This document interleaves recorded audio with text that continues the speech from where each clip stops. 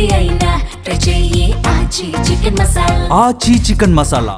సంవత్సరాలు గడుస్తూనే ఉంటాయి, జనరేషన్లు మారిపోతూనే ఉంటాయి, సరికొత్త టెక్నాలజీలు పుట్టుకొస్తూనే ఉంటాయి, సైంటిస్టులు ఏదో ఒకటి కనిపెడుతూనే ఉంటారు. కానీ ఇదొక్కటే ఇప్పటికీ తేలని మిస్టరీగా మిగిలిపోయింది. అసలు ఏలియన్స్ ఉన్నాయా? అమెరికా మాజీ అధ్యక్షుడు బరాక్ ఒబామా చెప్పింది విని కిరాక్ అయిపోతారంట. అసలు ఒబామా ఏమన్నారు?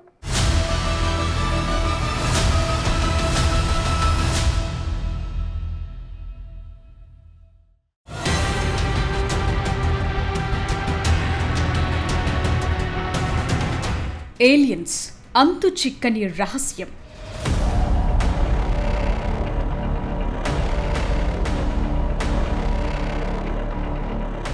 గ్రహాంతర వాసులు నిజంగా ఉన్నారా?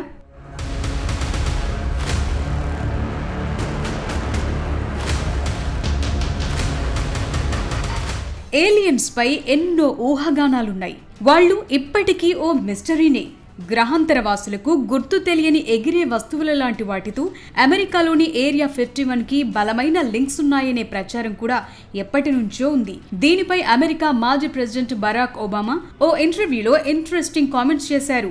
ఏదో ఒక గ్రహంపై గ్రహాంతర వాసులు ఉండే ఉంటారనే విషయాన్ని తాను బలంగా నమ్ముతున్నానని చెప్పారు. కానీ ఏలియన్స్ ని ఏరియా 51లో అమెరికా నిర్బంధించిందనే ఊహాగానాల్లో నిజం లేదని స్పష్టం చేశారు. దీన్ని నిరూపించడానికి ఎలాంటి ఆధారాలు కూడా లేవన్నారు.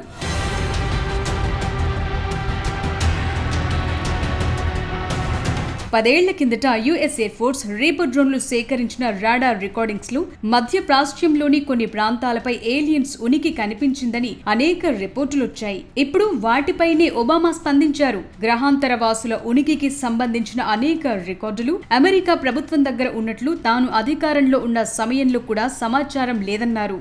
ఈ సువిశాల విశ్వంలో మనమే కాకుండా ఇతర జీవులున్నాయా అనే ప్రశ్నకు దశాబ్దాలుగా సమాధానం దొరకటం లేదు. ఈ పరిస్థితుల్లో ఒబామా చేసిన కామెంట్స్ ప్రపంచ వ్యాప్తంగా ప్రకంపనలు సృష్టిస్తున్నాయి. ఇంటర్నెట్, సోషల్ మీడియాలో ఇదే ట్రెండ్ అవుతోంది. ఇదే సమయంలో అమెరికాలోని నెవాడాలో ఉన్న ఏరియా 51 పైన చర్చ జరుగుతోంది.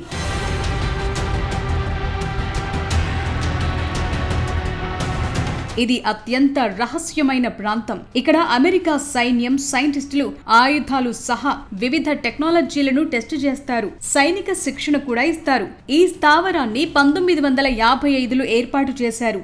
నెవాడా ఎడారిలో 200 కిలోమీటర్ల విస్తీర్ణంలో ఉంటుంది ఏరియా 51. ఇక్కడ గతంలో లాక్హీడ్ మార్టిన్ U-12 నిఘా విమానాలను టెస్ట్ చేశారు. ఆ తరువాతి నుంచి సీక్రెట్ ఫైటర్ జెట్ల పనితీరును ఇక్కడే అంచనా వేశారు. ఈ ప్రాంతం చాలా కాలంగా ఏలియన్స్, UFO సైటింగ్స్ తో ముడిపడి ఉంది. అయితే అమెరికా ప్రభుత్వం 2013 వరకు ఈ స్థావరం ఉనికిని అధికారికంగా అంగీకరించలేదు. ఇప్పుడు దాన్ని తొలగించారు.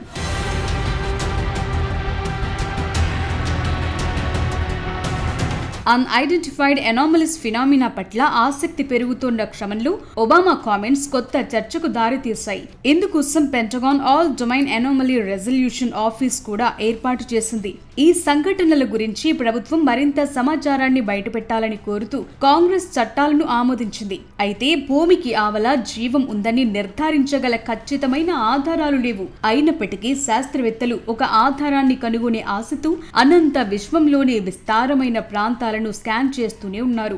అయితే ఏలియన్స్ ఉనికిని కనుక్కునేందుకు రీసెర్చ్ చేస్తున్న క్రమంలో మొదలుపెట్టిన క్రౌడ్ సోర్స్ ప్రాజెక్టు కారణంగా ఇటీవలే శాస్త్రవేత్తలు పురోగతి సాధించారు. ఈ ప్రాజెక్టు పేరు సిటీ ఎట్ హోమ్. ఇది 1999లో ప్రారంభించారు.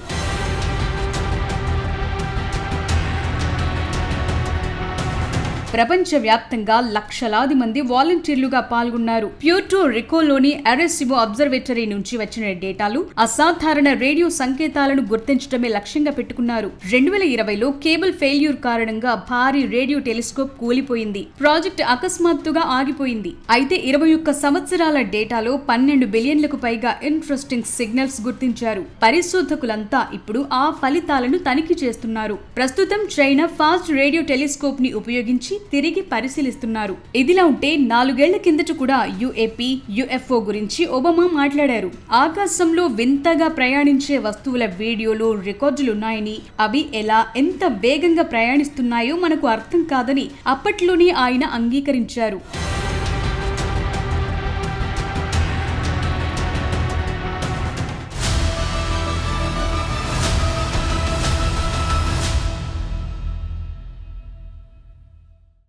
ఏలియన్స్ ఇప్పటికీ ఇదో సస్పెన్స్ సబ్జెక్ట్. ఉన్నాయో లేవో తెలియదు కానీ అప్పుడప్పుడు కనిపించే కొన్ని ఆబ్జెక్ట్ మాత్రం అనేక ప్రశ్నల్ని మిగిల్చి వెళ్ళిపోతుంటాయి. అవే ఏలియన్సా? ఏలియన్స్ ఎక్కడో ఓ చోట ఉంటాయనే ఒబామా వాదనే నిజమైతే మనకంటే వాళ్ళెంత అడ్వాన్స్డ్గా ఉండుంటారు? ఇంకా మన దాకా ఎందుకు రాలేకపోతున్నారు? ఏలియన్స్ గనక భూమి మీద ఎంట్రీ ఇస్తే ఏం జరుగుతుంది?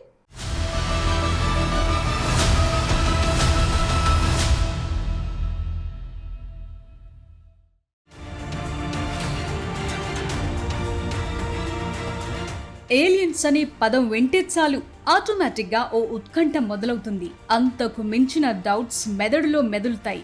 విశ్వం ఎంత అనంతమైందో అందులో దాగున్న రహస్యాలు కూడా అంతే అపరిమితం. అమెరికా మాజీ ప్రెసిడెంట్ బరాక్ ఒబామా కూడా ఆకాశంలో మనం వివరించలేని, గుర్తించలేని ఆబ్జెక్ట్స్ తిరుగుతున్న మాట నిజమన్నారు.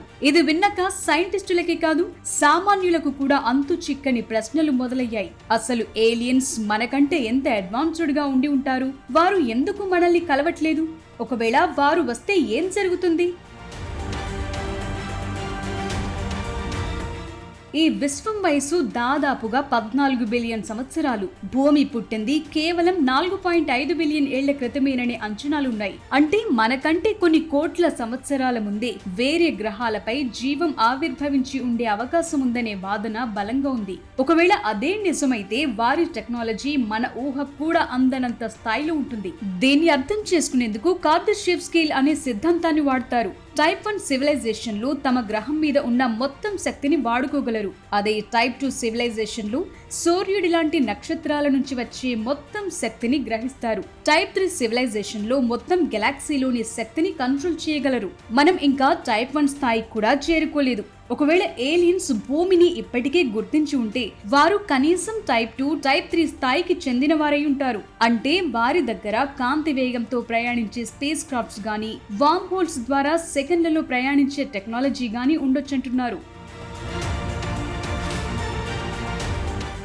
ఒకవేళ ఏలియన్సే గనుక ఉండి ఉంటే వాళ్ళంతా ఎక్కడున్నారు? ఇంకా మన దాకా ఎందుకు రాలేకపోతున్నారు అనే ప్రశ్నలు శాస్త్రవేత్తలను వేధిస్తున్నాయి. దీన్ని ఫెర్మి పారాడాక్స్ అంటారు. విశ్వం చాలా విశాలమైంది. కాంతి వేగంతో వెళ్లిన ఓ గెలాక్సీ నుంచి మరో గెలాక్సీకి చేరటానికి 1000 ఏళ్లు పడుతుంది. అంత అడ్వాన్స్డ్ జీవులకు మనం చాలా ప్రాథమిక స్థాయిలో ఉన్నట్లు అనిపించొచ్చు. ఏ నాగరికత అయినా ఒక స్థాయికి రాగానే ప్రకృతి వైపరీత్యాల వల్ల, యుద్ధాల వల్ల అంతరించిపోతుందేమో అనే చర్చ కూడా ఉంది. దీన్నే గ్రేట్ ఫిల్టర్ అంటారు. ఒకవేళ ఏలియన్స్ గనుక నిజంగా ఉండి భూమి మీదకొస్తే ఏం జరుగుతుంది? ఇదంతా హాలీవుడ్ సైన్స్ ఫిక్షన్ సినిమాల్లో చూపించినంత సరదాగా ఉండకపోవచ్చు. అందుకే స్టీఫెన్ హాకింగ్ లాంటి మేధావులు ఎప్పుడో హెచ్చరించారు. ఏలియన్స్ గనుక మనల్ని వెతుక్కుంటూ వస్తే అది కొలంబస్ అమెరికాను కనిపెట్టినట్లవుతుందన్నారు. దానివల్ల అక్కడి స్థానిక ప్రజలకు మంచి జరగదని చెప్పారు.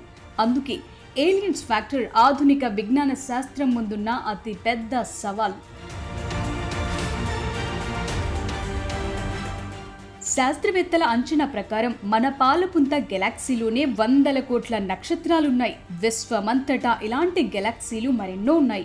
గణిత శాస్త్రపరంగా చూస్తే ఎక్కడో ఒక చోట భూమి లాంటి వాతావరణం ఉండి అక్కడ జీవం ప్రాణం పోసుకోవటానికి అవకాశాలున్నాయి. మన గెలాక్సీలో మనతో కమ్యూనికేట్ చేయగలిగే నాగరికతలు ఎన్ని ఉండొచ్చో అంచనా వేయటానికి డ్రేక్ ఈక్వేషన్ ఉంది.